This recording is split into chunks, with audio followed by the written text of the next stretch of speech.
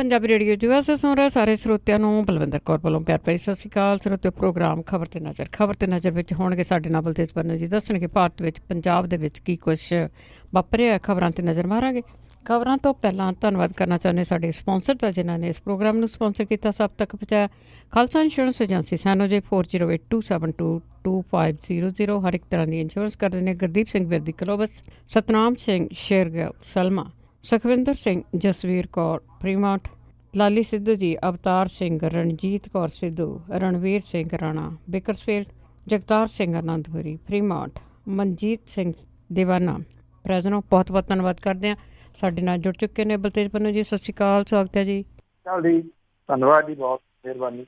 ਤਾਂ ਜੀ ਕੁਛ ਕੁ ਖਬਰਾਂ 'ਤੇ ਨਜ਼ਰ ਮਾਰਦੇ ਹਾਂ। ਜਿਸ ਤਰ੍ਹਾਂ ਅਸੀਂ ਬਹੁਤ ਦੇਰ ਤੋਂ ਗੱਲ ਕਰਦੇ ਹਾਂ ਨਸ਼ੇ ਦੀ, ਨਸ਼ਾ ਜਿਹੜਾ ਹੋਰ ਸਟੇਟਾਂ ਦੇ ਵਿੱਚ ਵੀ ਹੈਗਾ ਅਤੇ ਹੁਣ ਉੱਤਰੀ ਰਾਜ ਇਕੱਠੇ ਹੋਏ ਨਸ਼ਿਆਂ ਦੇ ਵਿਰੁੱਧ। ਬਿਲਕੁਲ ਜੀ, ਐਕਚੁਅਲੀ ਤੁਸੀਂ ਇਹ ਕਹਿ ਲਓ ਕਿ ਇਸ ਟਾਈਮ ਜਿਹੜੇ 28 ਪਲਾਹੀ ਹੱਥ ਹੈ ਜੀ, ਉਹ ਮਾਰਨ ਦੇ ਯਤਨ ਨੇ ਸਰਕਾਰ ਦੇ ਜਾਂ ਸਰਕਾਰਾਂ ਦੇ, ਕਿਉਂਕਿ ਜੋ ਹਾਲਾਤ ਪੰਜਾਬ ਦੇ ਹੋਏ ਆ, ਕਿਤੇ ਨਾ ਕਿਤੇ ਤੁਸੀਂ ਕਹਿ ਲਓ ਕਿ ਦੂਜੇ ਰਾਜਾਂ ਨੂੰ ਵੀ ਜਾਪਦਾ ਹੈ ਕਿ ਉਹਨਾਂ ਦੇ ਹਾਲਾਤ ਵੀ ਅਜਿਹੇ ਹੋਣ ਵਾਲੇ ਆ, ਕਿਉਂਕਿ ਅੱਗੇ ਤੋਂ ਅੱਗੇ ਵਧਣਾ ਹੀ ਹੈ ਜੀ।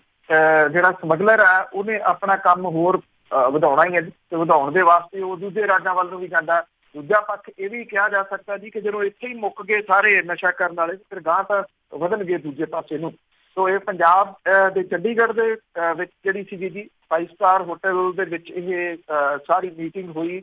ਉੱਤਰੀ ਸੂਬਿਆਂ ਦੇ ਮੁੱਖ ਮੰਤਰੀਆਂ ਨੇ ਨਸ਼ੀਲੇ ਪਦਾਰਥਾਂ ਦੇ ਖਾਤਮੇ, ਨਸ਼ਿਆਂ ਦੇ ਸੌਦਾਗਰਾਂ ਦੇ ਵਿਰੁੱਧ ਲੋਕ ਲਹਿਰ ਉਸਾਰਨ ਦਾ ਸੱਦਾ ਦਿੱਤਾ। ਇਹ ਲੋਕ ਲਹਿਰ ਕਿਵੇਂ ਉਸਾਰੀ ਜਾਊਗੀ ਪਤਾ ਨਹੀਂ, ਫਾਈਲਾਂ ਦੇ ਵਿੱਚ ਹੋਊਗੀ। ਜੇ ਕੋਈ ਬੋਲਦਾ ਉਹ ਤਾਂ ਪਹਿਲਾਂ ਧਰ ਲਿਆ ਜਾਂਦਾ, ਫਿਰ ਲੋਕ ਲਹਿਰ ਜਿਹੜੀ ਜੀ ਉਹ ਕਿਵੇਂ ਉਸਰੂਗੀ, ਇਹ ਬਹੁਤ ਵੱਡਾ ਸਵਾਲ ਹੈ। ਉੱਤਰੀ ਸੂਬਿਆਂ ਦੇ ਇਹ ਦੂਜੀ ਕਾਨਫਰੰਸ ਸੀਗੀ, ਜਿਹਦੇ ਵਿੱਚ ਮੁਖੀਆਂ ਨੇ ਉਹੀ ਪਾਕਿਸਤਾਨ, ਅਫਗਾਨਿਸਤਾਨ, ਨਾਈਜੀਰੀਆ ਤੇ ਹੋਰ ਮੁਲਕਾਂ ਤੋਂ ਆਉਂਦੇ ਨਸ਼ਿਆਂ ਦੇ ਉੱਤੇ ਚਿੰਤਾ ਪ੍ਰਗਟ ਕੀਤੀ। ਲੱਗਦਾ ਨਹੀਂ ਕਿ ਚਿੰਤਾ ਇਹਦੇ ਉੱਤੇ ਪ੍ਰਗਟ ਕੀਤੀ ਗਈ ਹੋਊਗੀ ਕਿ ਸਿੰਥੈਟਿਕ ਡਰੱਗ ਕਿੱਥੇ ਬਣਦੀ ਆ ਤੇ ਉਹ ਕਿੱਥੋਂ ਆਉਂਦੀ ਆ।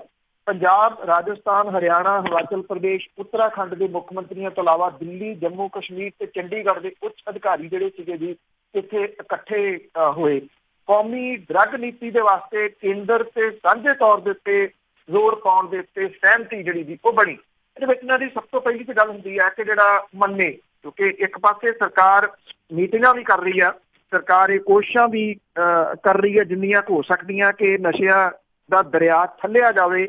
ਦੂਜੇ ਪਾਸੇ ਕਾਗਜ਼ ਪੜ੍ਹ ਲਓ, ਉਹ ਕਹਿੰਦੇ ਜੀ ਕਿ 4 ਹਫ਼ਤਿਆਂ 'ਚ ਲੱਕ ਤੋੜਨ ਦੀ ਗੱਲ ਕਹੀ ਸੀ, ਲੱਕ ਤੋੜਤਾ, ਸਪਲਾਈ ਲਾਈਨ ਟੁੱਟ ਗਈ ਤੇ ਇਹਦੇ ਨਾਲ ਜਿਹੜਾ ਜੀ ਉਹ ਨਸ਼ੇ ਮਹਿੰਗੇ ਹੋ ਗਏ ਔਰ ਨਸ਼ੇ ਘੱਟ ਗਏ ਸਪਲਾਈ। ਜਦੋਂ ਕਿ ਰਿਐਲਿਟੀ ਜਿਹੜੀ ਇਹ ਆ ਕਿ ਨਸ਼ਿਆਂ ਦੀ ਸਪਲਾਈ ਕਿਤੇ ਨਹੀਂ ਘਟੀ, ਕਿਤੇ ਸਪਲਾਈ ਲਾਈਨ ਕੋਈ ਟੁੱਟੀ ਨਹੀਂ।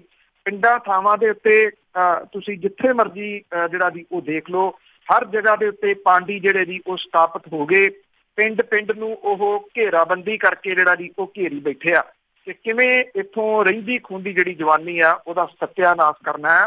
ਸੋ ਇੱਦਾਂ ਦੀਆਂ ਮੀਟਿੰਗ ਜਿਹੜੀਆਂ ਨੇ, ਇੰਨਾ ਜ਼ਰੂਰ ਹੈ ਕਿ 5 ਸਟਾਰ ਹੋਟਲਾਂ ਦੇ ਵਿੱਚ ਜਿਹੜਾ ਬਿੱਲ ਆ ਉਹ ਸਰਕਾਰਾਂ ਦੇ ਗਲ ਪੈ ਜਾਣਾ ਕਿ ਰੀਅਲ ਦੇ ਵਿੱਚ ਜਿਹੜਾ ਜੀ ਇਹਨਾਂ ਮੀਟਿੰਗ ਦੇ ਵਿੱਚੋਂ ਸ਼ਾਇਦ ਕੁਝ ਜਿਹੜਾ ਜੀ ਉਹ ਨਿਕਲ ਸਕੇ। ਉਹਦਾ ਕਾਰਨ ਇਹ ਆ ਕਿ ਅਜਿਹੀਆਂ ਮੀਟਿੰਗਾਂ ਕਰਨ ਦੇ ਨਾਲੋਂ ਗਰਾਊਂਡ ਦੇ ਉੱਤੇ ਜਿੰਨੀ ਦੇਰ ਤੱਕ ਲੋਕਾਂ ਦਾ ਭਰੋਸਾ ਨਹੀਂ ਜਿੱਤਿਆ ਜਾਂਦਾ, ਉਨੀ ਦੇਰ ਤੱਕ ਇਹ ਜਿਹੜਾ ਇਹਨੂੰ ਠੱਲ ਪੈ ਸਕਣੀ ਔਖੀ ਆ। ਔਰ ਦੂਸਰਾ ਜਿਹੜਾ ਨੈਕਸਸ ਹੈ ਇੱਕ ਵੱਡਾ ਬਣਿਆ ਹੋਇਆ, ਜਿਹਦੇ ਵਿੱਚ ਨਸ਼ੇ ਦੇ ਸਮਗਲਰ, ਕੁਛ ਸਿਆਸਤਦਾਨ ਤੇ ਪੁਲਿਸ ਅੰਦਰਲੀਆਂ ਕੁਛ ਕਾਲੀਆਂ ਭੇਡਾਂ, ਜਿੰਨੀ ਦੇਰ ਤੱਕ ਇਹ ਨੈਕਸਸ ਨਹੀਂ ਟੁੱਟਦਾ ਉਨੀ ਦੇਰ ਤੱਕ ਇਹਦੇ ਉੱਤੇ ਕੰਟਰੋਲ ਕਰ ਸਕਣਾ ਅਸੰਭਵ ਕਿਹਾ ਜਾ ਸਕਦਾ ਹੈ।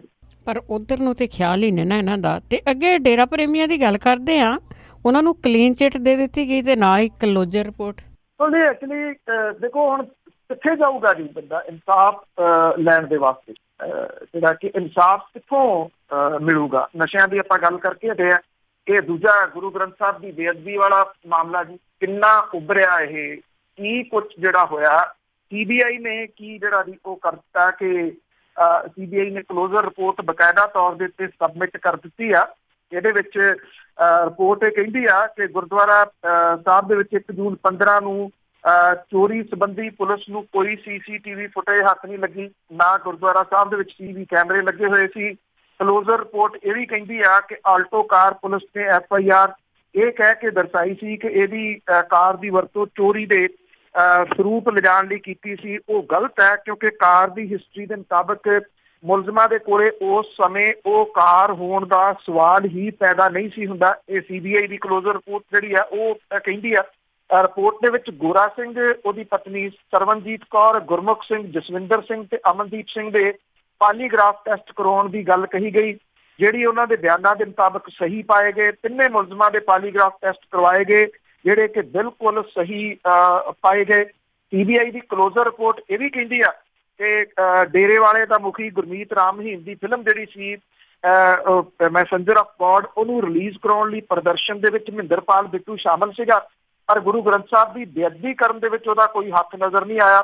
ਬੇਅਦਬੀ ਕਰਨ ਸੰਬੰਧੀ ਲਾਏ ਪੋਸਟਰਾਂ ਦੇ ਦੌਰਾਨ ਹਿੰਸਕ ਘਟਨਾਵਾਂ, ਪ੍ਰਦਰਸ਼ਨਾਂ ਦਾ ਜ਼ਿਕਰ CBI ਨੇ ਰਿਪੋਰਟ 'ਚ ਕੀਤਾ, ਪਰ ਇਹ ਵੀ ਦਲੀਲ ਰੱਖੀ ਹੈ ਕਿ ਪੰਜਾਬ ਸਰਕਾਰ ਇਹਨਾਂ ਮਾਮਲਿਆਂ ਨੂੰ ਵਾਪਸ ਲੈਣ ਲਈ ਨੋਟੀਫਿਕੇਸ਼ਨ ਜਾਰੀ ਕਰ ਚੁੱਕੀ। ਇਹ ਆਪਣੇ ਆਪ ਦੇ ਵਿੱਚ ਇੱਕ ਵੱਡਾ ਖੁਲਾਸਾ ਹੈ। ਫਰੀਦਕੋਟ ਦੇ ਬਾਈਬਲ ਕਲਾਂ ਦੇ ਵਿੱਚ ਗੁਰੂ ਗ੍ਰੰਥ ਸਾਹਿਬ ਦੀ ਬੇਅਦਬੀ ਦੀਆਂ ਘਟਨਾਵਾਂ ਦੀ ਜਾਂਚ ਕਰ ਰਹੀ CBI ਨੇ ਮੁੱਖ ਮੁਲਜ਼ਮ ਮਹਿੰਦਰਪਾਲ ਬਿੱਟੂ ਨੂੰ ਕਲੀਨ ਚਿੱਟ ਦੇ ਦਿੱਤੀ। ਇੱਕ ਹਿਸਾਬ ਦੇ ਨਾਲ ਇਹ ਕਿਹਾ ਕਿ ਉਹਦੇ ਸੰਬੰਧੀ ਕੋਈ ਸਬੂਤ ਜਿਹੜਾ ਜੀ ਉਹ ਨਹੀਂ ਮਿਲਿਆ। ਕਲੋਜ਼ਰ ਰਿਪੋਰਟ ਦੇ ਤੱਥ ਜੇ ਸਹੀ ਆ ਤਾਂ ਪੰਜਾਬ ਪੁਲਿਸ ਦੀ ਨਾ ਤਾਂ FIR ਸਹੀ ਹੈ, ਨਾ ਦੋਸ਼ ਜਿਹੜੇ ਜੀ ਉਹ ਸਾਬਤ ਹੋਏ ਆ। ਕਲੋਜ਼ਰ ਰਿਪੋਰਟ ਇਹ ਵੀ ਕਹਿੰਦੀ ਹੈ ਕਿ ਮੁਲਜ਼ਮਾਂ ਦੇ ਫਿੰਗਰਪ੍ਰਿੰਟ ਤੋਂ ਲੈ ਕੇ ਅਲਟੋ ਕਾਰ ਤੱਕ ਦੇ ਸਬੂਤ ਜਿਹੜੇ ਜੀ ਉਹ ਗਲਤ ਲਾਏ ਗਏ ਆ। ਤੋਂ ਲੈ ਦੇ ਕੇ ਅਕਾਲੀ ਦਲ ਦੀ ਜਦੋਂ ਸਰਕਾਰ ਸੀ ਜਾਂ ਜਦੋਂ ਬਾਅਦ ਦੇ ਵਿੱਚ ਇਹ ਜਾਂਚ ਹੋਈ ਆ, ਉਹ ਕਿਉਂ ਬਾਰ-ਬਾਰ ਰੌਲਾ ਪਾਉਂਦਾ ਸੀਗਾ ਕਿ ਸੈਂਟਰਲ ਏਜੰਸੀ ਤੋਂ ਇਹਦੀ ਜਾਂਚ ਕਰਵਾ ਲਓ। ਜਾਂਚ ਜਿਹੜੀ ਜੀ ਉਹ ਸਾਹਮਣੇ ਆ ਗਈ ਆ, 15 ਤੋਂ ਲੈ ਕੇ 19 ਆ ਗਿਆ, ਤੇ ਇੰਨੇ ਸਾਲਾਂ ਦੇ ਵਿੱਚ ਜੇ ਲੱਭਿਆ CBI ਨੇ ਤੇ ਉਹਨੇ ਇਹ ਲੱਭਿਆ ਤੇ ਇਹਦੀ ਕਲੋਜ਼ਰ ਰਿਪੋਰਟ ਜਿਹੜੀ ਆ ਜੀ ਉਹ ਲਿਖਣੀ ਆ। ਇਸ ਤੋਂ ਇਲਾਵਾ ਹੋਰ ਉਹਨੂੰ ਕੁਝ ਵੀ ਜਿਹੜਾ ਜੀ ਉਹ ਨਹੀਂ ਲੱਭਿਆ, ਕਿਉਂਕਿ ਜਿਹੜੇ ਇਹਦੇ ਵਿੱਚ ਜਿਹੜੀ SIT ਬਣੀ ਆ ਜਾਂ ਜੋ ਕੁਝ ਵੀ ਜਿਹੜਾ ਜੀ ਅਦਾਲਤ ਦੇ ਵਿੱਚ ਚੱਲ ਰਿਹਾ, ਉਹਦੇ ਉੱਤੇ ਇਹਦਾ ਪਰਛਾਵਾਂ 100% ਪਊਗਾ। ਇਸ ਕਲੋਜ਼ਰ ਰਿਪੋਰਟ ਦਾ ਸਹਾਰਾ ਲੈ ਕੇ ਜਿਹੜੇ ਲੋਕ, ਚਾਹੇ ਉਹ ਸਾਬਕਾ ਜਸਟਿਸ ਰਣਜੀਤ ਸਿੰਘ ਕਮਿਸ਼ਨ ਦੀ ਰਿਪੋਰਟ ਹੋਵੇ, ਚਾਹੇ SIT ਦੀ ਰਿਪੋਰਟ ਹੋਵੇ, ਉਹਦੇ ਤੋਂ ਉਹ ਸੌਖਿਆਂ ਬਚ ਕੇ ਜਿਹੜਾ ਜੀ ਨਿਕਲ ਜਾਣਗੇ। ਇਹ ਤਕਰੀਬਨ ਲਗਭਗ ਜਿਹੜਾ ਜੀ ਤੈਅ ਕਿਹਾ ਜਾ ਸਕਦਾ ਹੈ। ਜੀ ਬਿਲਕੁਲ, ਕੋਈ ਇਨਸਾਫ ਨਹੀਂ ਮਿਲਣਾ ਇੱਥੇ ਰਹਿੰਦੇ ਲੋਕਾਂ ਨੂੰ ਜਿੰਨਾ ਚਿਰ CBI EBI ਜੋ ਕੁਛ ਵੀ ਹੁੰਦਾ ਹੈ ਇੱਥੇ ਉਹ ਕੇਂਦਰ ਸਰਕਾਰ ਦੇ ਥੱਲੇ, ਉਹ ਤਾਂ ਸਾਰਿਆਂ ਨੂੰ ਹੁਣ ਪਤਾ ਹੀ ਆ। ਅਤੇ ਅੱਗੇ ਖੁਦਕੁਸ਼ੀਆਂ ਦੀ ਜੇ ਗੱਲ ਕਰੀਏ, ਜਾਂ ਪੁਰਾਣੀ ਸਰਕਾਰ ਸੀ ਜਾਂ ਨਵੀਂ ਸਰਕਾਰ ਸੀ, ਖੁਦਕੁਸ਼ੀਆਂ ਉਹਨੇ ਜ਼ੋਰਾਂ 'ਤੇ ਹੋ ਰਹੀਆਂ, ਕਿਤੇ ਫਸਲਾਂ ਦੀ ਤਬਾਹੀ ਕਰਕੇ, ਕਦੇ ਕਰਜ਼ਿਆਂ ਕਰਕੇ ਤੇ ਕਦੇ ਨਸ਼ੇ ਦੀ ਤੋੜ ਕਰਕੇ। ਬਿਲਕੁਲ ਜੀ, ਐਕਚੁਅਲੀ 2 ਖੁਦਕੁਸ਼ੀਆਂ ਤਾਂ ਕਿਸਾਨਾਂ ਦੀਆਂ ਜਿਹੜੀਆਂ ਦੀ ਉਹ ਹੋਈਆਂ ਨੇ, ਨਿਰੰਤਰ ਜਾਰੀ ਨੇ। ਇਹਦੇ ਉੱਤੇ ਕੋਈ ਅਸਰ ਜਿਹੜਾ ਜੀ ਉਹ ਨਹੀਂ ਪੈ ਰਿਹਾ। ਪਿੱਛੇ ਜੇ ਗੱਲ ਸਾਂਝੀ ਕੀਤੀ ਸੀ ਕਿ ਜਿਹੜੇ ਕਰਜ਼ੇ ਮਾਫੀ ਵਾਲੀ ਵੀ ਹੈਗੀ ਆ ਜੀ, ਉਹ ਵੀ ਲਗਭਗ ਸਮਾਪਤ ਹੋ ਗਈ ਸਕੀਮ। ਉਹਦਾ ਉਂਝ ਵੀ ਕੋਈ ਬਹੁਤਾ ਅਸਰ ਜਿਹੜਾ ਜੀ ਉਹ ਨਹੀਂ ਪਿਆ। ਪਿੰਡ ਸੁੱਖਣ ਵਾਲਾ ਤੇ ਸ਼ੇਰ ਸਿੰਘ ਵਾਲਾ ਫਰੀਦਕੋਟ ਦੇ ਜਿਹੜੇ ਪੈਂਦੇ ਆ ਜੀ, ਇੱਥੇ 2 ਕਿਸਾਨਾਂ ਨੇ ਮੀਂਹ ਦੇ ਪਾਣੀ ਕਰਕੇ ਖਰਾਬ ਹੋਈਆਂ ਫਸਲਾਂ ਜਿਹੜੀਆਂ ਸੀ ਉਹਦਾ ਸਦਮਾ ਨਾ ਸਹਾਰਦਿਆਂ ਖੁਦਕੁਸ਼ੀ ਜਿਹੜੀ ਆ ਜੀ ਉਹ ਕਰ ਲਈ ਆ। ਸੁੱਖਣ ਵਾਲਾ ਦਾ ਗੁਰਪ੍ਰੀਤ ਸਿੰਘ ਤੇ ਸ਼ੇਰ ਸਿੰਘ ਵਾਲਾ ਦਾ ਜਸਵੀਰ ਸਿੰਘ ਦੇ ਕੋਲੇ 1-1 ਕਿੱਲਾ ਜ਼ਮੀਨ ਸੀ। ਦੋਨਾਂ ਨੇ ਕੁਝ ਜ਼ਮੀਨ ਠੇਕੇ ਦੇ ਉੱਤੇ ਵੀ ਲਈ ਹੋਈ ਸੀਗੀ। ਭਾਰੀ ਮੀਂਹ ਕਰਕੇ ਉਹਨਾਂ ਦੇ ਖੇਤਾਂ 'ਚ ਪਾਣੀ ਭਰ ਗਿਆ ਜੀ। ਉਹਨਾਂ ਨੇ ਪ੍ਰਸ਼ਾਸਨ ਤੱਕ ਵੀ ਪਹੁੰਚ ਕੀਤੀ, ਪਰ ਕੋਈ ਮਦਦ ਉਹਨਾਂ ਨੂੰ ਨਹੀਂ ਮਿਲੀ। ਦੋਨਾਂ ਨੇ ਜ਼ਹਿਰੀਲੀ ਚੀਜ਼ ਖਾ ਕੇ ਜਿਹੜੀ ਆ ਜੀ ਉਹ ਖੁਦਕੁਸ਼ੀ ਕਰ ਲਈ। 2 ਜਿਹੜੇ ਨੌਜਵਾਨ ਨੇ ਉਹਨਾਂ ਨੇ ਫਾਹਾ ਲੈ ਕੇ ਖੁਦਕੁਸ਼ੀ ਕੀਤੀ ਹੈ ਜੀ। ਇਹ ਟੱਲੇਵਾਲ ਦੇ ਨੇੜੇ ਪੈਂਦਾ ਪਿੰਡ ਬੀਲਾ, ਇੱਥੋਂ ਦੇ ਇਹ 2 ਨੌਜਵਾਨ ਸੀਗੇ ਜਿਨ੍ਹਾਂ ਨੇ ਨਸ਼ੇ ਦੀ ਤੋਟ ਕਰਕੇ ਜਿਹੜੀ ਆ ਜੀ ਦਾਣਾ ਮੰਡੀ ਦੇ ਵਿੱਚ ਸਥਿਤ ਬੋਰਡ ਸੀਗਾ ਉਹਦੇ ਨਾਲ ਫਾਹਾ ਲੈ ਲਿਆ। ਇਹ 20 ਸਾਲਾਂ ਦਾ ਇੱਕ ਜਸਵਿੰਦਰ ਸਿੰਘ ਸੀਗਾ ਤੇ ਗੁਰਕੀਰਤ ਸਿੰਘ ਸੀਗਾ ਜੀ 23 ਸਾਲਾਂ ਦਾ। ਇਹ ਆਪੋ ਆਪਣੇ ਘਰਾਂ ਤੋਂ ਗਾਇਬ ਸੀਗੇ। ਉਹਨਾਂ ਦੇ ਫੋਨ ਵੀ ਜਿਹੜੇ ਦੀ ਉਹ ਬੰਦ ਆ ਰਹੇ ਸੀ। ਦੋਨਾਂ ਦੀਆਂ ਲਾਸ਼ਾਂ ਜਿਹੜੀਆਂ ਸੀ ਉਹ ਦਰਖਤ ਦੇ ਨਾਲ ਲਟਕਦੀਆਂ ਹੋਈਆਂ ਮਿਲੀਆਂ। ਇਸੇ ਤਰੀਕੇ ਦੇ ਨਾਲ ਇੱਕ ਓਵਰਡੋਜ਼ ਦੇ ਨਾਲ ਜੰਡਿਆਲਾ ਗੁਰੂ ਦੇ ਨੇੜੇ ਜਿਹੜੀ ਹੈ ਜੀ ਅਮਨਦੀਪ ਸਿੰਘ 22 ਸਾਲਾਂ ਦੀ ਮੌਤ ਹੋਈ ਆ। ਤੋ ਇਹ ਪੰਜਾਬ ਕਿਸ ਪਾਸੇ ਵੱਲ ਨੂੰ ਤੁਰ ਪਿਆ, ਕਹਾਣੀ ਸਮਝ ਨਹੀਂ ਆ ਰਹੀ ਜੀ। ਨਸ਼ਾ ਕਰਕੇ ਵੀ ਮਰੀ ਜਾਂਦੇ ਆ, ਨਸ਼ੇ ਦੀ ਤੋਟ ਦੇ ਕਰਕੇ ਵੀ ਜਿਹੜੀ ਹੈ ਜੀ ਉਹ ਖੁਦਕੁਸ਼ੀ ਕਰੀ ਜਾ ਰਿਹਾ। ਦੂਜੇ ਪਾਸੇ ਕਿਸਾਨ ਜਿਹੜਾ ਜੀ ਉਹ ਐਡਾ ਔਖਾ ਹੋ ਗਿਆ ਕਿ ਉਹਨੂੰ ਲੱਗਦਾ ਆਹ ਸੌਖਾ ਰਾਹ ਆ, ਇਸ ਤਰੀਕੇ ਦੇ ਨਾਲ ਮੈਂ ਜਿਹੜਾ ਜੀ ਉਹ ਸੌਖਿਆ ਹੋ ਸਕਦਾ। ਇਹ ਗੱਲ ਭੁੱਲ ਕੇ ਕਿ ਉਹਦਾ ਪਰਿਵਾਰ ਉਸ ਤੋਂ ਬਾਅਦ ਕਿੰਨਾ ਜਿਹੜਾ ਜੀ ਉਹ ਔਖਾ ਹੋ ਜਾਂਦਾ ਆ, ਕਿ ਕੀ ਹਾਲਾਤ ਉਹਦੇ ਜਿਹੜੇ ਜੀ ਬਣ ਜਾਂਦੇ ਆ। ਕੋਈ ਨਹੀਂ ਸੰਭਾਲਦਾ, ਚਾਹੇ ਪ੍ਰਸ਼ਾਸਨ ਹੈ, ਚਾਹੇ ਕੋਈ ਜਿਹੜਾ ਜੀ ਉਹ ਹੋਰ ਹੈ। ਪਰ ਖੁਦਕੁਸ਼ੀਆਂ ਦਾ ਸਿਲਸਿਲਾ ਜਿਹੜਾ ਜੀ ਉਹ ਜ਼ਰੂਰ ਜਾਰੀ ਹੈ ਜੀ। ਤੇ ਅੱਗੇ ਕਰਦੇ ਆ, ਜਿਹੜੇ ਬੱਚੇ ਲਾਪਤਾ ਹੋ ਗਏ, ਪਹਿਲਾਂ ਵੀ ਆਪਾਂ ਗੱਲ ਕੀਤੀ ਆ, ਪਟਿਆਲੇ ਦੇ ਲਾਗੇ, ਉਹਨਾਂ ਦਾ ਕੋਈ ਥਹੁ ਪਤਾ ਨਹੀਂ? ਜੀ ਐਕਚੁਅਲੀ ਇਹ ਬੜਾ ਸਵਾਲੀਆ ਚਿੰਨ੍ਹ ਜਿਹੜਾ ਜੀ ਉਹ ਕਿਹਾ ਜਾ ਸਕਦਾ ਆ, ਜਿਹੜਾ ਪੁਲਿਸ ਦੇ ਉੱਤੇ ਲੱਗ ਰਿਹਾ ਕਿ ਆਖਰ, ਕਿਉਂਕਿ ਜਿਹੜੀ ਸ਼ੌਪ ਆ ਜਿੱਥੋਂ ਕਹਿੰਦੇ ਆ ਉਹ ਕੋਲਡ ਡਰਿੰਕ ਲੈਣ ਗਏ ਆ, ਉਹ ਘਰ ਤੋਂ ਕੋਈ 100 ਮੀਟਰ ਦੂਰੀ ਦੇ ਉੱਤੇ ਆ, ਉਹ 125 150 ਮੀਟਰ ਦੀ ਦੂਰੀ ਦੇ ਉੱਤੇ ਆ ਪੁਲਿਸ ਚੌਂਕੀ। ਹੁਣ 100 ਮੀਟਰ ਦੀ ਦੂਰੀ ਦੇ ਉੱਤੇ ਬੱਚੇ ਗਾਇਬ ਕਿਵੇਂ ਹੋ ਗਏ? ਇੱਕ ਟਰੈਕਟਰ ਜਿਹੜਾ ਜੀ ਜਾਂਦਾ ਜਿਹਦਾ CCTV ਫੁਟੇਜ ਜਿਹਦੇ ਪਿੱਛੇ ਭੱਜਦੇ ਇਹ ਬੱਚੇ ਨਜ਼ਰ ਆਉਂਦੇ ਆ, ਉਹਦੇ ਪਿੱਛੇ ਇੱਕ ਕਾਰ ਆਉਂਦੀ ਆ। ਪੁਲਿਸ ਨੇ CCTV ਫੁਟੇਜ ਦੇ ਰਾਹੀਂ ਕਾਰ ਲੱਭ ਲਈ, ਕਾਰ ਚਾਲਕ ਤੋਂ ਪੁੱਛਗਿੱਛ ਕਰਕੇ ਛੱਡਤਾ, ਉਹਦਾ ਕੋਈ ਹੱਥ ਇਹਦੇ ਵਿੱਚ ਦਿਸਿਆ ਨਹੀਂ। ਮੁੜ ਕੇ ਇਹ ਬੱਚੇ ਕਿੱਥੇ ਗਏ? ਦੁਕਾਨ ਦੇ ਉੱਤੇ ਜਿਹੜਾ ਜੀ ਉਹ ਨਹੀਂ ਪਹੁੰਚੇ ਦੱਸੇ ਜਾਂਦੇ, ਕਿਉਂਕਿ ਜਿਹੜੇ ਪਿੰਡ ਵਾਲਿਆਂ ਨੇ ਹਾਈਵੇ ਰੋਕੀ ਰੱਖਿਆ 2 ਦਿਨ। ਉੱਥੋਂ ਪੁਲਿਸ ਨੇ ਜਿਹੜਾ ਜੀ ਉਹ 2 ਦਿਨ ਲਿਖਤੀ ਰੂਪ ਦੇ ਵਿੱਚ ਮੰਗੇ ਸੀਗੇ ਕਿ 2 ਦਿਨ ਸਾਨੂੰ ਦਿਓ, 2 ਦਿਨਾਂ 'ਚ ਅਸੀਂ ਖੁਲਾਸਾ ਕਰਾਂਗੇ। ਸੰਭਾਵੀ ਰੂਪ ਦੇ ਵਿੱਚ ਅੱਜ ਪੁਲਿਸ ਜਿਹੜੀ ਆ ਜੀ ਇਹਦੇ ਸੰਬੰਧੀ ਖੁਲਾਸਾ ਕਰ ਸਕਦੀ ਆ। ਕੁਝ ਸੂਤਰ ਜਿਹੜੇ ਜੀ ਦੱਸਦੇ ਆ ਕਿ ਉਹਦੇ ਹੱਥ ਕੁਝ ਚੀਜ਼ ਤਾਂ ਲੱਗੀ ਆ, ਕੀ ਆ ਇਹ ਅਜੇ ਜਿੰਨੀ ਦੇਰ ਤੱਕ ਖੁਲਾਸਾ ਨਹੀਂ ਹੁੰਦਾ ਉਨੀ ਦੇਰ ਤੱਕ ਕੁਝ ਨਹੀਂ ਕਿਹਾ ਜਾ ਸਕਦਾ। ਜਿਹੜੀ NDRF ਦੀ ਟੀਮ ਹੈ ਉਹ ਲੱਗੀ ਹੋਈ ਆ, 10 ਪੁਲਿਸ ਦੀਆਂ ਟੀਮਾਂ ਜਿਹੜੀਆਂ ਜੀ ਇਹਦਾ ਬੱਚਿਆਂ ਦੀ ਭਾਲ ਦੇ ਵਿੱਚ ਲੱਗੀਆਂ ਹੋਈਆਂ ਨੇ। ਪਿੰਡ ਖੇੜੀ ਗੰਡਿਆ ਪੈਂਦਾ ਪਟਿਆਲਾ ਰਾਜਪੁਰਾ ਸੜਕ ਦੇ ਉੱਤੇ। ਇੱਥੇ ਜਿਹੜੀਆਂ ਟੀਮਾਂ ਨੇ ਉਹਨਾਂ ਨੇ ਪਿੰਡ ਵਿਚਲਾ ਛੱਪੜ ਜਿਹੜਾ ਜੀ ਉਹ ਖੰਗਾਲ ਮਾਰਿਆ, ਛੱਪੜ ਦਾ ਪਾਣੀ ਕੱਢਿਆ ਜਾ ਰਿਹਾ, ਨਾਲ ਹੀ ਇਹਦੇ ਭਾਖੜਾ ਜਿਹੜੀ ਉਹ ਜਾਂਦੀ ਆ। ਭਾਖੜਾ ਜਿਹੜੀ ਹੈ ਜੀ ਉਹਦੇ ਦੋਨੋਂ ਪਾਸੇ ਜਿਹੜੀਆਂ NDRF ਦੀਆਂ ਟੀਮਸ ਨੇ ਉਹ ਨਿਗਾਹ ਰੱਖ ਰਹੀਆਂ ਨੇ। ਭਾਖੜਾ ਦੇ ਵਿੱਚ ਵੀ ਗੋਤਾਖੋਰ ਜਿਹੜੇ ਆ ਜੀ ਇਹਨਾਂ ਬੱਚਿਆਂ ਦੀ ਲੱਭਤ ਦੇ ਵਿੱਚ ਜਿਹੜੇ ਉਹ ਲੱਗੇ ਹੋਏ ਆ। ਪਰ ਸਵਾਲ ਸਭ ਤੋਂ ਵੱਡਾ ਇਹ ਆ ਕਿ ਇਹ ਭਾਖੜਾ ਤੱਕ ਜੇ ਬੱਚੇ ਪਹੁੰਚੇ ਆ ਤਾਂ ਉਹ ਕਿਵੇਂ ਪਹੁੰਚ ਸਕਦੇ ਆ? ਇਹ ਬੱਚੇ ਕਿਹੜੇ ਤਰੀਕੇ ਦੇ ਨਾਲ ਉੱਥੋਂ ਜਿਹੜਾ ਜੀ ਗਏ? ਇਹ ਆਪਣੇ ਆਪ ਦੇ ਵਿੱਚ ਅਜੇ ਇੱਕ ਭੇਦ ਹੀ ਜਿਹੜਾ ਜੀ ਉਹ ਬਣਿਆ ਹੋਇਆ। ਪਿੰਡ ਦੇ ਵਿੱਚ ਛੱਪੜ ਦਾ ਰੂਪ ਜਿਹੜਾ ਧਾਰ ਚੁੱਕਿਆ, ਟੋਭਾ ਉਹਨੂੰ ਸਾਰੇ ਦਾ ਸਾਰਾ ਖਾਲੀ ਕਰਾਇਆ ਜਾ ਰਿਹਾ ਜੀ, ਕਿਉਂਕਿ ਪੁਲਿਸ ਨੂੰ ਸ਼ੱਕ ਇਹ ਆ ਕਿ ਇਹਨਾਂ ਬੱਚਿਆਂ ਨੂੰ ਇਸ ਟੋਭੇ ਦੇ ਵਿੱਚ ਸੁੱਟਿਆ ਹੋ ਸਕਦਾ ਹੈ। ਕਿਉਂ ਸੁੱਟਿਆ ਹੋ ਸਕਦਾ ਜੀ? ਇਹ ਜਿਹੜਾ ਉਹ ਵੱਡਾ ਸਵਾਲ ਹੈ, ਕਿਉਂਕਿ ਗਾਰ ਹੈ ਬਹੁਤ ਸਾਰੀ, ਉਹ ਗਾਰ ਨੂੰ ਜਿਹੜਾ ਜੀ ਉਹ ਖੰਗਾਲਿਆ ਜਾ ਰਿਹਾ। NDRF ਦੀਆਂ ਟੀਮਾਂ ਜਿਹੜੀਆਂ ਵੀ ਉਹ ਲੱਗੀਆਂ ਹੋਈਆਂ ਨੇ, ਜਿਹੜੇ IG ਨੇ ਪਟਿਆਲਾ ਰੇਂਜ ਦੇ ਤੇ SSP ਜਿਹੜੇ ਨੇ ਉਹ ਇਹ ਕਹਿੰਦੇ ਨੇ ਕਿ ਅੱਜ 2 ਦਿਨ ਜਦੋਂ ਪੂਰੇ ਹੋਣੇ ਆ, ਉਹ ਕਹਿੰਦੇ ਕਿ ਦੁਬਾਰਾ ਧਰਨੇ ਦੀ ਨੌਬਤ ਨਹੀਂ ਆਊਗੀ। ਇਹਦਾ ਮਤਲਬ ਕਿ ਪੁਲਿਸ ਕੋਈ ਖੁਲਾਸਾ ਜਿਹੜਾ ਜੀ ਅੱਜ ਕਰ ਸਕਦੀ ਆ। ਪਰ ਇਹਨਾਂ ਜ਼ਰੂਰ ਹੈ ਕਿ ਇੱਕ ਵੱਡੀ ਫਿਕਰਮੰਦੀ ਮਾਪਿਆਂ ਦੇ ਮਨਾਂ ਦੇ ਵਿੱਚ ਜ਼ਰੂਰ ਹੈ ਜੀ ਕਿ ਕਿਉਂ ਬੱਚੇ ਗਾਇਬ ਹੋ ਜਾਣ, ਉਹ ਵੀ ਕੁਝ 100 ਮੀਟਰ ਦੀ ਦੂਰੀ ਦੇ ਉੱਤੇ, ਤੇ ਉਹ ਕਿੱਥੇ ਜਿਹੜਾ ਜੀ ਉਹ ਚਲੇ ਗਏ? ਇਹ ਸਵਾਲੀਆ ਚਿੰਨ੍ਹ ਹੈ ਔਰ ਇਹ ਪੁਲਿਸ ਦੇ ਵਾਸਤੇ ਵੀ ਬਹੁਤ ਵੱਡੇ ਸਵਾਲੀਆ ਚਿੰਨ੍ਹ ਲੱਗੇ ਹੋਏ ਨੇ ਕਿ ਕੀ ਅੱਜ ਉਹ ਇਹਦਾ ਕੋਈ ਅਹਿਮ ਖੁਲਾਸਾ ਕਰਦੀ ਹੈ ਜਾਂ ਨਹੀਂ। ਇਹ ਤਾਂ ਬੜੀ ਫਿਕਰ ਵਾਲੀ ਗੱਲ ਹੈ ਜੀ। ਫਿਰ ਬੱਚੇ ਬਾਹਰ ਜਾ ਹੀ ਨਹੀਂ ਸਕਦੇ, ਖੇਡਣ ਵੀ ਨਹੀਂ ਜਾ ਸਕਦੇ। ਤਾਂ ਅੱਗੇ ਗੱਲ ਕਰਦੇ ਹਾਂ ਫੂਲਕਾ ਦੀ, ਉਸਨੇ ਪੱਕੇ ਤੌਰ ਤੇ ਵਿਧਾਨ ਸਭਾ ਨੂੰ ਅਲਵਿਦਾ ਕਿਹਾ। ਤੁਹਾਡੀ ਹਲਕਾ ਦਾਖਾ ਤੋਂ ਚੁਣੇ ਗਏ ਜਿਹੜੇ HS ਫੂਲਕਾ ਨੇ, ਉਹਨਾਂ ਨੇ ਅਸਤੀਫਾ ਤਾਂ ਦੇਰ ਪਹਿਲਾਂ ਜਿਹੜਾ ਜੀ ਉਹ ਦੇ ਦਿੱਤਾ ਸੀਗਾ। ਹਲਕੇ ਦੇ ਵਿੱਚ ਜਿਹੜੇ ਲੋਕ ਨੇ ਜੀ ਉਹਨਾਂ ਨੂੰ ਪੁੱਛੇ ਤੋਂ ਬਿਨਾਂ, ਜਿਨ੍ਹਾਂ ਨੇ ਵੋਟਾਂ ਪਾ ਕੇ ਉਹਨਾਂ ਦੇ ਉੱਤੇ ਭਰੋਸਾ ਪ੍ਰਗਟ ਕੀਤਾ ਸੀਗਾ ਕਿ ਤੁਸੀਂ 5 ਸਾਲ ਸਾਡੇ ਹਲਕੇ ਦੀ ਆਵਾਜ਼ ਜਿਹੜੀ ਆ ਉਹ ਵਿਧਾਨ ਸਭਾ ਦੇ ਵਿੱਚ ਬੁਲੰਦ ਕਰੋ, ਕਈ ਕਾਰਨ ਜਿਹੜੇ ਜੀ ਉਹ ਫੂਲਕਾ ਸਾਹਿਬ ਗਣਾਉਂਦੇ ਰਹੇ ਇਸ ਸਭ ਕਾਸੇ ਦੇ। ਸੁਪਰੀਮ ਕੋਰਟ ਦੇ ਜਿਹੜੇ ਜੀ ਸੀਨੀਅਰ ਵਕੀਲ ਹਰਵਿੰਦਰ ਸਿੰਘ ਫੂਲਕਾ, ਜਿਨ੍ਹਾਂ ਨੂੰ ਕੇਂਦਰ ਦੀ ਸਰਕਾਰ ਨੇ ਪਿੱਛੇ ਜੇ ਪਦਮ ਸ਼੍ਰੀ ਵੀ ਦਿੱਤਾ, ਹੁਣ ਉਹਨਾਂ ਨੇ ਵਿਧਾਨ ਸਭਾ ਨੂੰ ਪੱਕੇ ਤੌਰ ਦੇ ਉੱਤੇ ਅਲਵਿਦਾ ਕਹਿਣ ਦਾ ਮਨ ਜਿਹੜਾ ਜੀ ਉਹ ਬਣਾ ਲਿਆ। ਜਿਹੜਾ 2 ਅਗਸਤ ਨੂੰ ਸੈਸ਼ਨ ਸ਼ੁਰੂ ਹੋਣਾ ਵਿਧਾਨ ਸਭਾ ਦਾ, ਉਹਦੇ ਵਿੱਚ ਉਹ ਹਾਜ਼ਰ ਨਹੀਂ ਜਿਹੜਾ ਜੀ ਉਹ ਰਹਿਣਗੇ। ਕਈ ਮਹੀਨੇ ਪਹਿਲਾਂ ਵਿਧਾਨ ਸਭਾ ਦੇ ਸਪੀਕਰ ਰਾਣਾ KP ਸਿੰਘ ਹੋਰਾਂ ਨੂੰ ਉਹਨਾਂ ਨੇ ਆਪਣਾ ਅਸਤੀਫਾ ਜਿਹੜਾ ਜੀ ਉਹ ਦੇ ਦਿੱਤਾ ਸੀਗਾ। ਉਹਨਾਂ ਦਾ ਅਸਤੀਫਾ ਜਿਹੜਾ ਜੀ ਉਹ ਮਨਜ਼ੂਰ ਨਾ ਹੋਣਾ, ਇਹ ਵੀ ਵੱਡਾ ਜਿਹੜਾ ਜੀ ਉਹ ਸਵਾਲ ਹੀ ਆ ਅਜੇ ਵੀ। ਉਹਨਾਂ ਨੇ ਮੁੱਖ ਮੰਤਰੀ ਕੈਪਟਨ ਅਮਰਿੰਦਰ ਸਿੰਘ ਵੱਲੋਂ ਬੇਅਦਬੀ ਤੇ ਬਰਗਾੜੀ ਕਾਂਡ ਦੇ ਮੁੱਖ ਦੋਸ਼ੀਆਂ ਨੂੰ ਗ੍ਰਿਫਤਾਰ ਕਰਨ ਦਾ ਵਾਅਦਾ ਨਾ ਨਿਭਾਏ ਜਾਣ ਦੇ ਰੋਸ ਦੇ ਵਜੋਂ ਅਸਤੀਫਾ ਦਿੱਤਾ ਸੀਗਾ। ਪਹਿਲਾਂ ਉਹਨਾਂ ਨੇ ਆਮ ਆਦਮੀ ਪਾਰਟੀ ਤੋਂ ਇਹ ਕਹਿ ਕੇ ਅਸਤੀਫਾ ਦੇ ਦਿੱਤਾ ਸੀਗਾ ਕਿ ਜਿਹੜੇ ਮਕਸਦ ਲਈ ਸਿਆਸਤ ਦੇ ਵਿੱਚ ਆਏ ਸੀ, ਇਸ ਪਾਰਟੀ ਦੇ ਵਿੱਚ ਉਹ ਟੀਚੇ ਪੂਰੇ ਕਰਨੇ ਸੰਭਵ ਨਹੀਂ ਲੱਗਦੇ। ਜਿਹੜੇ HS ਫੂਲਕਾ ਸਾਹਿਬ ਨੇ ਜੀ ਉਹ ਕਹਿੰਦੇ ਆ ਕਿ ਉਹ ਪੱਕੇ ਤੌਰ ਦੇ ਉੱਤੇ ਹੁਣ ਪੰਜਾਬ ਵਿਧਾਨ ਸਭਾ ਨੂੰ ਅਲਵਿਦਾ ਜਿਹੜਾ ਜੀ ਉਹ ਕਹਿਣ ਦਾ ਫੈਸਲਾ ਉਹਨਾਂ ਨੇ ਲੈ ਲਿਆ। ਉਹਨਾਂ ਨੇ ਕਿਹਾ ਕਿ ਉਹ ਸਪੀਕਰ ਨੂੰ ਬੇਨਤੀ ਕਰਨਗੇ ਕਿ 2 ਅਗਸਤ ਤੋਂ ਪਹਿਲਾਂ ਉਹਨਾਂ ਦਾ ਅਸਤੀਫਾ ਪ੍ਰਵਾਨ ਕਰ ਲਿਆ ਜਾਵੇ। ਪਹਿਲਾਂ ਸਪੀਕਰ ਨੇ ਕਿਹਾ ਸੀਗਾ ਕਿ ਇਹਦੇ ਵਿੱਚ ਜਿਹੜੀ ਵਰਡਿੰਗ ਆ ਉਹ ਸਹੀ ਨਾ ਹੋਣ ਕਰਕੇ ਅਸਤੀਫਾ ਸਵੀਕਾਰ ਨਹੀਂ ਹੋਇਆ।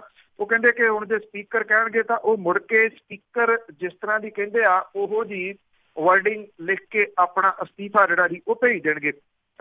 ਫੂਲਕਾ ਇਹ ਚਾਹੁੰਦੇ ਆ ਜੀ ਕਿ ਦਾਖਾ ਦੀ ਜ਼ਿਮਨੀ ਚੋਣ ਜਲਾਲਾਬਾਦ ਤੇ ਫਗਵਾੜਾ ਹਲਕਿਆਂ ਦੇ ਨਾਲ ਹੀ ਹੋ ਜਾਵੇ ਤਾਂ ਕਿ ਦਾਖਾ ਹਲਕੇ ਦੇ ਲੋਕ ਆਪਣੇ ਨੁਮਾਇੰਦੇ ਤੋਂ ਮਹਿਰੂਮ ਨਾ ਰਹਿ ਸਕਣ। ਜੇ ਇੰਨਾ ਹੀ ਫਿਕਰ ਸੀਗਾ ਜੀ ਦਾਖਾ ਹਲਕੇ ਦੇ ਲੋਕਾਂ ਦਾ ਤਾਂ ਫਿਰ ਅਸਤੀਫਾ ਦੇਣ ਦੀ ਤਾਂ ਜ਼ਰੂਰਤ ਨਹੀਂ ਸੀਗੀ ਜੀ।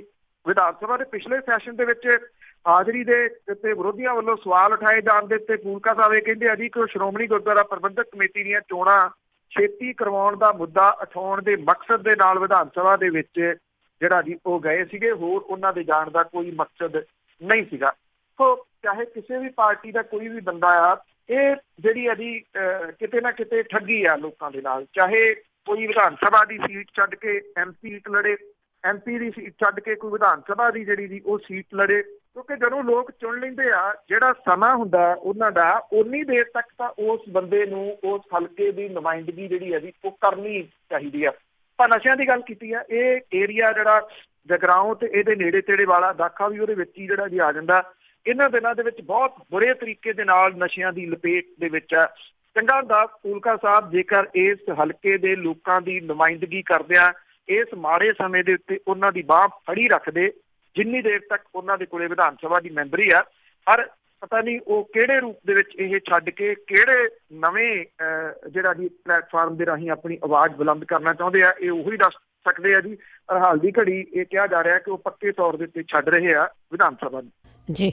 ਤੇ ਅੱਗੇ ਗੱਲ ਕਰਦੇ ਹਾਈ ਕੋਰਟ ਦੀ, ਉਸਨੇ ਪੰਜਾਬ ਹਰਿਆਣਾ ਚੰਡੀਗੜ੍ਹ ਦੇ ਵਿੱਚ ਲਾਊਡ ਸਪੀਕਰ ਬੰਦ ਕੀਤੇ ਤਾਂ ਹਿੰਸਕ ਗਾਣੇ ਵੀ ਬੰਦ ਕੀਤੇ। ਇਹ ਬੜਾ ਜਿਹੜਾ ਜੀ ਵੈਸੇ ਤਾਂ ਦਰੁਸਤ ਫੈਸਲਾ ਆ, ਪਰ ਇੰਨਾ ਜ਼ਰੂਰ ਹੈ ਕਿ ਇਹ ਫੈਸਲੇ ਜਿਹੜੇ ਆ ਉਹ ਇੰਪਲੀਮੈਂਟ ਕਿੰਨੇ ਕੁ ਹੁੰਦੇ ਆ, ਇਹ ਬਹੁਤ ਵੱਡਾ ਜਿਹੜਾ ਜੀ ਉਹ ਸਵਾਲ ਹੈ।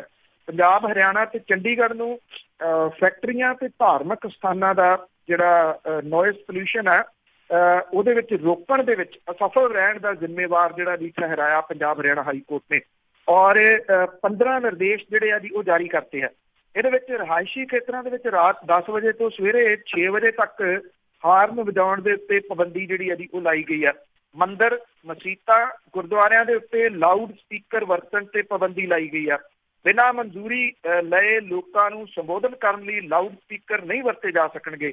ਰਾਤ ਨੂੰ ਖੁੱਲੇ ਦੇ ਵਿੱਚ ਐਂਪਲੀਫਾਇਰ ਤੇ ਮਿਊਜ਼ਿਕ ਜਿਹੜਾ ਜੀ ਵਰਤਣ ਦੇ ਉੱਤੇ ਪਾਬੰਦੀ ਲਾਤੀ ਗਈ ਆ। ਪੰਜਾਬ ਹਰਿਆਣਾ ਚੰਡੀਗੜ੍ਹ ਦੇ ਪੁਲਿਸ ਮੁਖੀਆਂ ਨੂੰ ਹੁਕਮ ਦਿੱਤੇ ਗਏ ਆ ਕਿ ਸ਼ਰਾਬ, ਵਾਈਨ, ਡਰੱਗਸ ਤੇ ਹਿੰਸਾ ਪਰੋਸਣ ਵਾਲੇ ਗੀਤਾਂ ਨੂੰ ਲਾਈਵ ਪ੍ਰੋਗਰਾਮਾਂ ਦੇ ਵਿੱਚ ਚੱਲਣ ਤੋਂ ਰੋਕਣਾ ਯਕੀਨੀ ਬਣਾਇਆ ਜਾਵੇ। ਜਦੋਂ ਜਿਹੜੇ ਇਮਤਿਹਾਨ ਹੁੰਦੇ ਆ ਤੋਂ 15 ਦਿਨਾਂ ਪਹਿਲਾਂ ਤੋਂ ਲੈ ਕੇ ਇਮਤਿਹਾਨਾਂ ਤੱਕ ਲਾਊਡ ਸਪੀਕਰਾਂ ਦੀ ਵਰਤੋਂ ਦੇ ਉੱਤੇ ਪਾਬੰਦੀ ਜਿਹੜੀ ਦੀ ਉਹ ਰਹੇ। ਪੰਜਾਬ ਹਰਿਆਣਾ ਹਾਈ ਕੋਰਟ ਦੇ ਜਸਟਿਸ ਜਿਹੜੇ ਨੇ ਜੀ ਉਹਨਾਂ ਨੇ ਇਹ ਗੱਲ ਕਹੀ ਆ ਕਿ ਪੰਜਾਬ, ਹਰਿਆਣਾ ਤੇ ਚੰਡੀਗੜ੍ਹ ਦੇ ਵਿੱਚ ਕੋਈ ਵੀ ਵਿਅਕਤੀ ਵਿਆਹਾਂ 'ਚ, ਧਾਰਮਿਕ ਸਮਾਗਮਾਂ 'ਚ, ਮੇਲਿਆਂ ਦੇ ਵਿੱਚ ਹਥਿਆਰ ਲੈ ਕੇ ਨਹੀਂ ਜਾ ਸਕਦਾ। ਇਹ ਪਾਬੰਦੀ ਜਿਹੜੀਆਂ ਵਿਦਿਅਕ ਸੰਸਥਾਵਾਂ ਨੇ ਉਹਦੇ ਉੱਤੇ ਵੀ ਲਾਗੂ ਜਿਹੜੀ ਦੀ ਉਹ ਰਹੂਗੀ। ਹਰ ਜ਼ਿਲ੍ਹੇ ਦੇ ਡਿਸਟ੍ਰਿਕਟ ਮੈਜਿਸਟ੍ਰੇਟ ਤੇ SSP ਤੇ SP ਇਹਨਾਂ ਹੁਕਮਾਂ ਨੂੰ ਲਾਗੂ ਕਰਾਉਣ ਦੇ ਵਾਸਤੇ ਨਿੱਜੀ ਤੌਰ ਦੇ ਉੱਤੇ ਜ਼ਿੰਮੇਵਾਰ ਹੋਣਗੇ। ਇਹ ਆਪਣੇ ਆਪ ਦੇ ਵਿੱਚ ਥੋੜੀ ਨਵੇਕਲੀ ਗੱਲ ਹੈ ਕਿ ਇੱਥੇ ਜ਼ਿੰਮੇਵਾਰੀ ਜਿਹੜੀ ਹੈ ਜੀ ਉਹ ਤੈਅ ਕੀਤੀ ਗਈ ਹੈ। ਇਹ ਵੀ ਕਿਹਾ ਗਿਆ ਜੀ ਕਿ ਗੀਤਾਂ ਦੇ ਵਿੱਚ ਹਿੰਸਾ, ਸ਼ਰਾਬ, ਡਰੱਗਸ ਤੇ ਜਿਹੜੀਆਂ ਹੋਰ ਬੁਰਾਈਆਂ ਨੇ ਉਹਨਾਂ ਨੂੰ ਵਧਾ ਚੜਾ ਕੇ ਪੇਸ਼ ਜਿਹੜਾ ਉਹ ਕੀਤਾ ਜਾਂਦਾ। ਇਸ ਤਰ੍ਹਾਂ ਦੇ ਗੀਤ ਬੱਚਿਆਂ ਨੂੰ ਜ਼ਿਆਦਾ ਪ੍ਰਭਾਵਿਤ ਜਿਹੜੇ ਜੀ ਉਹ ਕਰਦੇ ਆ। ਇਹ ਵੀ ਜਿਹੜਾ ਜੀ ਕਿਹਾ ਗਿਆ ਹੁਕਮ ਸੁਣਾਉਣ ਦੇ ਵੇਲੇ ਕਿ ਬੰਦੂਕ, ਪਿਸਤੌਲ ਵਰਗੇ ਹਥਿਆਰ ਲੈ ਕੇ ਚੱਲਣ ਦਾ ਮੌਲਿਕ ਅਧਿਕਾਰ ਨਹੀਂ ਹੈ ਜੀ। ਹਾਈ ਕੋਰਟ ਦੇ ਵੱਲੋਂ ਸੰਗੀਤ ਕਮਰਿਆਂ, ਹਾਲਾਂ, ਆਡੀਟੋਰੀਅਮ ਦੇ ਵਿੱਚ ਜਿਹੜੇ ਪ੍ਰਦੂਸ਼ਣ ਦੇ ਨਿਯਮਾਂ ਦੇ ਅਨੁਸਾਰ ਹੀ ਜਿਹੜਾ ਜੀ ਉਹ ਚੱਲ ਸਕੂਗਾ। ਪਹਿਲਾਂ ਕਿਹਾ ਕਿ ਇਹ ਇੰਪਲੀਮੈਂਟ ਜਿਹੜਾ ਜੀ ਉਹ ਕਿਵੇਂ ਹੋਊਗਾ ਔਰ ਕਿੰਨੇ ਸਖਤੀ ਦੇ ਨਾਲ ਇੰਪਲੀਮੈਂਟ ਹੁੰਦਾ ਇਹਦੇ ਉੱਤੇ ਜਿਹੜਾ ਜੀ ਡਿਪੈਂਡ ਹੈ। ਪਰ ਇੰਨਾ ਜ਼ਰੂਰ ਹੈ ਇਹ ਜਿਹੜੀ ਜੀ ਮੌਜੂਦਾ ਸਮੇਂ ਦੀ ਮੰਗ ਕਿ ਇਹਦੇ ਉੱਤੇ ਪਾਬੰਦੀ ਤਾਂ ਜਿਹੜੀ ਉਹ ਲੱਗਣੀ ਹੀ ਚਾਹੀਦੀ ਹੈ ਜੀ, ਖਾਸ ਤੌਰ ਦੇ ਉੱਤੇ ਹਿੰਸਕ ਗੀਤਾਂ ਦੇ ਉੱਤੇ ਔਰ ਲਾਊਡ ਸਪੀਕਰ ਜਿਹੜੇ ਜੀ ਕੰਨ ਪਾੜਵਾ ਜਿਹੜਾ ਸ਼ੋਰ ਉਹ ਸਵੇਰ ਨੂੰ ਪੈਦਾ ਕਰਦੇ, ਕੁਝ ਸੁਣਦਾ ਹੀ ਨਹੀਂ ਜੀ। ਆਪਸ ਦੇ ਵਿੱਚ ਇੰਨਾ ਕੁ ਜਿਹੜਾ ਜੀ ਇਹ ਭਿੜਦੇ ਆ ਵੱਖ-ਵੱਖ ਧਾਰਮਿਕ ਸਥਾਨਾਂ ਵਾਲੇ ਜੀ ਜਦੋਂ ਜਿਹਦੀ ਸਪੀਕਰ ਲਾਉਂਦੇ ਆ ਜੀ। ਤੇ ਅੱਗੇ ਗੱਲ ਕਰਦੇ ਆ ਪੰਜਾਬ ਦੇ 36,000 ਕਿਸਾਨਾਂ ਦੀ, ਉਹ ਡਿਫਾਲਟਰ ਹੋਣਗੇ। ਜੀ ਇਹ ਜਿਹੜਾ ਕਰਜ਼ਈ ਕਿਸਾਨਾਂ ਨੂੰ ਹਫ਼ਤੇ ਤੱਕ ਸਰਕਾਰੀ ਤੌਰ ਦੇ ਉੱਤੇ ਡਿਫਾਲਟਰ ਹੋਣ ਦੇ ਠੱਪੇ ਦਾ ਸੇਕ ਲੱਗਣ ਵਾਲਾ ਜੀ। ਇੱਕ ਪਾਸੇ ਸਰਕਾਰ ਜਿਹੜੀ ਹੈ ਜੀ ਉਹ ਕਰਜ਼ਾ ਮਾਫੀ ਦੀ ਜਿਹੜੀ ਆ ਉਹਦੇ ਬਹੁਤ ਵੱਡੇ ਵੱਡੇ ਇਸ਼ਤਿਹਾਰ ਲਵਾ ਕੇ ਭੱਲ ਖੱਟ ਰਹੀ ਹੈ ਜੀ। ਦੂਜੇ ਪਾਸੇ ਇਹ ਜਿਹੜੀ ਦੀ ਰਿਐਲਿਟੀ ਜਿਹੜੀ ਸਾਹਮਣੇ ਆ ਰਹੀ ਹੈ, ਕਰਜ਼ੇ ਦੇ ਵਿੱਚ ਫਸੇ ਕਿਸਾਨ ਸੈਂਟਰਲ ਕੋਆਪਰੇਟਿਵ ਬੈਂਕਾਂ ਦੇ ਨਾਲ ਸੰਬੰਧਿਤ ਨੇ। ਇਹਨਾਂ ਬੈਂਕਾਂ ਦੀ ਕਰਜ਼ਾ ਵਸੂਲੀ ਦੇ ਪੱਖੋਂ ਗੁਰਦਾਸਪੁਰ ਤੇ ਤਰਨਤਾਰਨ ਫਾਡੀ ਬਣੇ ਹੋਏ ਆ, ਜਦੋਂ ਕਿ ਮੁੱਖ ਮੰਤਰੀ ਦੇ ਜ਼ਿਲ੍ਹੇ ਪਟਿਆਲਾ ਦੇ ਵਿੱਚ 36,000 ਤੋਂ ਵੱਧ ਕਿਸਾਨ ਡਿਫਾਲਟਰ ਹੋਣ ਦੀ ਕਗਾਰ ਦੇ ਉੱਤੇ ਖੜੇ ਨੇ ਜੀ। ਪੰਜਾਬ ਦੇ ਵਿੱਚ ਜਿਹੜੇ ਕੋਆਪਰੇਟਿਵ ਬੈਂਕਾਂ ਦੇ ਲੰਘੇ ਹਾੜੀ ਦੇ ਸੀਜ਼ਨ ਦੇ ਦੌਰਾਨ ਕਰਜ਼ਾ ਵਸੂਲੀ ਦੀ ਦਰ ਬਹੁਤ ਹੇਠਾਂ ਡਿੱਗ ਪਈ ਹੈ। ਪੰਜਾਬ ਸਰਕਾਰ ਨੇ 1 ਮਹੀਨੇ ਲਈ ਗ੍ਰੇਸ ਪੀਰੀਅਡ ਲਿਖਿਆ ਸੀਗਾ ਤਾਂ ਕਿ ਜਿਹੜੇ ਕਿਸਾਨ 30 ਜੂਨ ਤੱਕ ਕਰਜ਼ੇ ਦੀਆਂ ਕਿਸ਼ਤਾਂ ਨਹੀਂ ਮੋੜ ਸਕੇ ਉਹ ਬਿਨਾਂ ਪੈਨਲਟੀ ਦੇ 31 ਜੁਲਾਈ ਤੱਕ ਕਰਜ਼ੇ ਦੀ ਕਿਸ਼ਤ ਮੋੜ ਸਕਣ। ਬੈਂਕ ਦੇ ਅਨੁਸਾਰ ਜੀ 31 ਜੁਲਾਈ ਤੋਂ ਬਾਅਦ ਕਰਜ਼ਾ ਨਾ ਉਤਾਰਨ ਵਾਲੇ ਕਿਸਾਨਾਂ ਨੂੰ ਜਿੱਥੇ ਡਿਫਾਲਟਰ ਐਲਾਨ ਕੀਤਾ ਜਾਊਗਾ, ਉੱਥੇ 2.5% ਦੇ ਹਿਸਾਬ ਦੇ ਨਾਲ ਵਾਧੂ ਵਿਆਜ ਦੀ ਖੜੀ ਰਕਮ ਵੀ ਜੋੜ ਦਿੱਤੀ ਜਾਊਗੀ ਜੀ। Punjab state cooperative bank limited Chandigarh ਦੇ ਜਿਹੜੇ ਸੂਤਰ ਆ ਜੀ, ਉਹਦੇ ਮੁਤਾਬਕ ਕੋਈ 6600 ਤੇ 36 ਕਰੋੜ ਦਾ ਕਰਜ਼ਾ ਪੰਜਾਬ ਦੇ ਕਿਸਾਨਾਂ ਨੇ ਵਸੂਲਿਆ ਹੋਇਆ, ਜਿਹਦੇ ਵਿੱਚ 4300 ਤੇ 22 ਕਰੋੜ ਦੀ ਵਸੂਲੀ ਹੋ ਸਕੀ ਹੈ, ਜਦੋਂ ਕਿ 2314 ਕਰੋੜ ਰੁਪਏ ਦਾ ਕਰਜ਼ਾ ਕਿਸਾਨਾਂ ਦੇ ਵੱਲ ਖੜਾ। ਮੁੱਖ ਮੰਤਰੀ ਦੇ ਜ਼ਿਲ੍ਹੇ ਪਟਿਆਲੇ ਦੇ ਕੋਆਪਰੇਟਿਵ ਬੈਂਕ ਦੇ ਦਫ਼ਤਰ ਦੇ ਜਿਹੜੇ ਅੰਕੜੇ ਆ, ਉਹਦੇ ਮੁਤਾਬਕ ਇਸ ਜ਼ਿਲ੍ਹੇ ਦੇ ਵਿੱਚ ਕਿਸਾਨਾਂ ਨੇ 500 ਤੇ 99 ਕਰੋੜ ਰੁਪਏ ਦਾ ਖੇਤੀ ਕਰਜ਼ਾ ਚੁੱਕਿਆ, ਜਿਹਦੇ ਵਿੱਚੋਂ 300 ਤੇ 62 ਕਰੋੜ ਦਾ ਕਰਜ਼ਾ ਮੋੜਿਆ। ਔਰ 36,000 ਤੋਂ ਵੱਧ ਕਿਸਾਨ ਇਕੱਲੇ ਪਟਿਆਲੇ ਡਿਸਟ੍ਰਿਕਟ ਦੇ ਵਿੱਚ ਵੀ ਡਿਫਾਲਟਰ ਹੋਣ ਦੀ ਕਗਾਰ ਦੇ ਉੱਤੇ ਨੇ ਜੀ। ਫਤਿਹਗੜ੍ਹ ਸਾਹਿਬ, ਮੋਗਾ ਤੇ ਲੁਧਿਆਣਾ ਜ਼ਿਲ੍ਹਿਆਂ ਦੇ ਵਿੱਚ ਵਸੂਲੀ ਦੀ ਦਰ ਸਭ ਤੋਂ ਵੱਧ ਜਿਹੜੀ ਦੀ ਹੈਗੀ ਆ। ਫਤਿਹਗੜ੍ਹ ਸਾਹਿਬ ਦੇ ਵਿੱਚ ਕੋਈ 85% ਔਰ ਮੋਗੇ ਦੇ ਵਿੱਚ 83.5% ਤੇ ਲੁਧਿਆਣੇ ਦੇ ਵਿੱਚ ਕੋਈ 83% ਜਿਹੜੀ ਦੀ ਹੈਗੀ। ਸਭ ਤੋਂ ਹੇਠਾਂ ਗੁਰਦਾਸਪੁਰ ਤੇ ਤਰਨਤਾਰਨ ਦੇ ਡਿਸਟ੍ਰਿਕਟ ਨੇ ਜੀ। ਗੁਰਦਾਸਪੁਰ ਦੇ ਵਿੱਚ ਸਿਰਫ 37% ਤੇ ਤਰਨਤਾਰਨ ਦੇ ਵਿੱਚ ਕੋਈ 38.5% ਵਸੂਲੀ ਜਿਹੜੀ ਹੈ ਜੀ ਉਹ ਹੋ ਸਕੀ ਆ। ਕੋਆਪਰੇਟਿਵ ਬੈਂਕਾਂ ਦੇ ਕੁੱਲ ਕਰਜ਼ੇ ਦੇ ਵਿੱਚੋਂ 64 ਤੋਂ 65% ਤੱਕ ਹੀ ਵਸੂਲੀ ਹੋ ਸਕੀ ਹੈ। 34 ਤੋਂ 35% ਵਸੂਲੀ ਜਿਹੜੀ ਆ ਉਹ ਫਸੀ ਹੋਈ ਹੈ। ਤੁਸੀਂ ਇਹ ਲਾ ਕੇ ਚਲੋ ਜੀ ਕਿ ਜਿਹੜੇ ਇੰਨੇ ਡਿਫਾਲਟਰ ਜਦੋਂ ਕਿਸਾਨ ਹੋ ਜਾਣਗੇ ਤੇ ਫਿਰ ਉਹਨਾਂ ਦੀਆਂ ਜ਼ਮੀਨਾਂ ਵਗੈਰਾ ਜਿਹੜੀਆਂ ਜੀ ਇਹਦੇ ਵਿੱਚ ਨਾਲ ਅਟੈਚ ਕੀਤੀਆਂ ਜਾਣਗੀਆਂ ਤੇ ਫਿਰ ਹਾਲਾਤ ਜਿਹੜੇ ਜੀ ਉਹ ਕਿਵੇਂ ਕਿਸ ਪਾਸੇ ਵੱਲ ਨੂੰ ਜਾਣਗੇ ਸੋਚਿਆ ਹੀ ਜਾ ਸਕਦਾ ਜੀ। ਬਿਲਕੁਲ ਜੀ, ਵੱਡੀ ਸਕੀਮ ਦੇ ਤਹਿਤ ਇਹ ਸਾਰਾ ਕੰਮ ਹੋ ਗਿਆ। ਤੇ ਅੱਗੇ ਅਖੀਰ ਦੇ ਵਿੱਚ ਗੱਲ ਕਰਦੇ ਹਾਂ ਮਨਪ੍ਰੀਤ ਬਾਦਲ ਦੀ। ਬਿਪਤਾ ਦੀ ਘੜੀ ਦੇ ਵਿੱਚ ਉਹ ਬਠਿੰਡੇ ਨੂੰ ਭੁੱਲਿਆ। ਬਿਲਕੁਲ ਜੀ, ਮਨਪ੍ਰੀਤ ਸਿੰਘ ਬਾਦਲ ਹੋਰਾਂ ਦੇ ਵਾਸਤੇ ਬਠਿੰਡਾ ਹੁਣ ਕਾਫੀ ਦੂਰ ਹੋ ਗਿਆ ਜੀ। ਭਾਰੀ ਮੀਂਹ ਕਰਕੇ ਸ਼ਹਿਰ ਸੰਕਟ 'ਚ ਘਿਰਿਆ ਹੋਇਆ ਜੀ। ਉਹ ਕਿਉਂਕਿ ਸ਼ਹਿਰ ਨੂੰ ਰਿਪਰੈਜ਼ੈਂਟ ਕਰਦੇ ਆ, ਲੋਕਾਂ ਦੇ ਘਰਾਂ ਦੇ ਅੰਦਰ ਪਾਣੀ ਚਲੇ ਗਿਆ ਜੀ। ਗਰੀਬ ਬਸਤੀਆਂ ਦੇ ਸੁੱਖਾਂ ਦਾ ਕੋਈ ਅੰਤ ਨਹੀਂ ਗਾ। 70% ਬਠਿੰਡਾ ਸ਼ਹਿਰ ਅਜੇ ਵੀ ਡੁੱਬਿਆ ਪਿਆ। ਵਿੱਤਾਂ ਦੇ ਮਾਰੇ ਲੋਕਾਂ ਦੀ ਕੋਈ ਬਾਂਹ ਫੜਨ ਵਾਲਾ ਨਹੀਂ ਗਾ ਜੀ। ਇਸ ਮੁਸ਼ਕਲ ਦੀ ਘੜੀ ਦੇ ਵਿੱਚ ਇਸ ਹਲਕੇ ਨੂੰ ਔਰ ਸ਼ਹਿਰ ਨੂੰ ਰਿਪਰੈਜ਼ੈਂਟ ਕਰਨ ਵਾਲੇ ਮਨਪ੍ਰੀਤ ਸਿੰਘ ਬਾਦਲ ਹੋਰਾਂ ਨੇ ਪਿਛਲੇ 10 ਦਿਨਾਂ ਤੋਂ ਸ਼ਹਿਰ ਤੋਂ ਦੂਰੀ ਬਣਾਈ ਹੋਈ ਆ। ਲੋਕਾਂ ਦੀ ਸਮਝੋਂ ਬਾਹਰ ਹੈ ਕਿ ਮਨਪ੍ਰੀਤ ਸਿੰਘ ਬਾਦਲ ਹੋਰੀ ਬਠਿੰਡੇ ਦਾ ਰਾਹ ਕਿਉਂ ਭੁੱਲ ਗਏ ਆ। ਬਠਿੰਡਾ ਸ਼ਹਿਰ ਦੇ ਵਿੱਚ 16 ਜੁਲਾਈ ਨੂੰ ਪਹਿਲਾ ਵੱਡਾ ਮੀਂਹ ਜਿਹੜਾ ਜੀ ਪਿਆ ਸੀਗਾ। ਉਸ ਤੋਂ ਬਾਅਦ ਇੰਨਾ ਮੀਂਹ ਪਿਆ ਕਿ ਜਿਹਨੇ ਸਾਰੇ ਰਿਕਾਰਡ ਜਿਹੜੇ ਜੀ ਉਹ ਤੋੜ ਦਿੱਤੇ ਆ। ਵਿਰੋਧੀ ਧਿਰਾਂ ਨੂੰ ਇਹ ਮੌਕਾ ਹੱਥ ਲੱਗਿਆ ਕਿਉਂਕਿ ਖਜ਼ਾਨਾ ਮੰਤਰੀ ਸੰਕਟ ਦੇ ਮੌਕੇ ਲੋਕਾਂ ਦੇ ਨਾਲੋਂ ਆਪਣਾ ਰਾਬਤਾ ਹੀ ਜਿਹੜਾ ਜੀ ਉਹ ਤੋੜ ਗਏ ਆ। ਕੇਂਦਰੀ ਮੰਤਰੀ ਹਰਸਿਮਰਤ ਕੌਰ ਬਾਦਲ ਜਿਹੜੇ ਆ ਜੀ ਉਹ ਮਨਪ੍ਰੀਤ ਸਿੰਘ ਬਾਦਲ ਹੋਰਾਂ ਨੂੰ ਘੇਰ ਰਹੇ ਆ। ਉਹਨਾਂ ਦੇ ਨਾਲ ਬਿਆਨਾਂ ਦੇ ਰਾਹੀਂ ਤਾਂ ਮਿਹਣੋ ਮਿਹਣੀ ਹੋ ਰਿਹਾ ਮਨਪ੍ਰੀਤ ਸਿੰਘ ਬਾਦਲ ਹੋਰੀ, ਪਰ ਉਹ ਬਠਿੰਡਾ ਸ਼ਹਿਰ ਦੇ ਵਿੱਚ ਨਹੀਂ ਜਿਹੜਾ ਜੀ ਉਹ ਦਿਸੇ।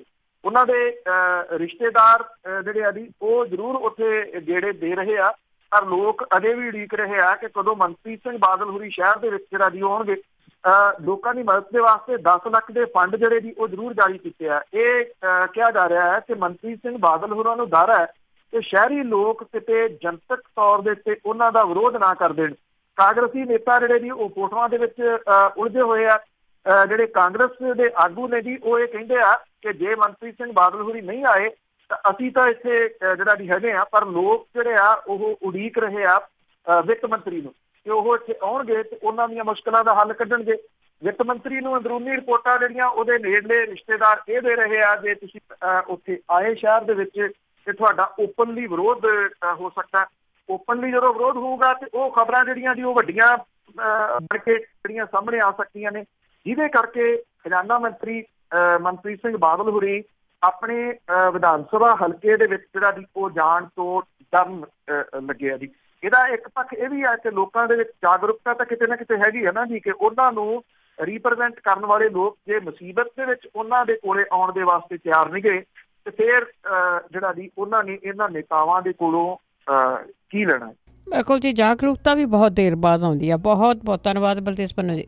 ਮਿਹਰਬਾਨੀ, ਧੰਨਵਾਦ ਜੀ, ਸਤਿ ਸ਼੍ਰੀ ਸਤਿ ਅਕਾਲ। ਸ਼੍ਰੀ ਅਕਾਲ ਜੀ। ਤੇ ਸਰੋਤੇ ਸਨ ਬਲਤੇਜ ਪੰਨੂ ਜੀ ਸਾਡੇ ਨਾਲ ਜੁੜਦੇ ਨੇ, ਕਰਦੇ ਨੇ ਖਬਰਾਂ। ਇਸੇ ਦੇ ਨਾਲ ਸਾਡਾ ਅੱਜ ਦਾ ਬੁਲਟਨ ਇੱਥੇ ਹੀ ਸਮਾਪਤ। ਬਲਵਿੰਦਰ ਕੌਰ ਵੱਲੋਂ ਆਪ ਸਭ ਨੂੰ ਹੀ ਸਤਿ ਸ਼੍ਰੀ ਅਕਾਲ।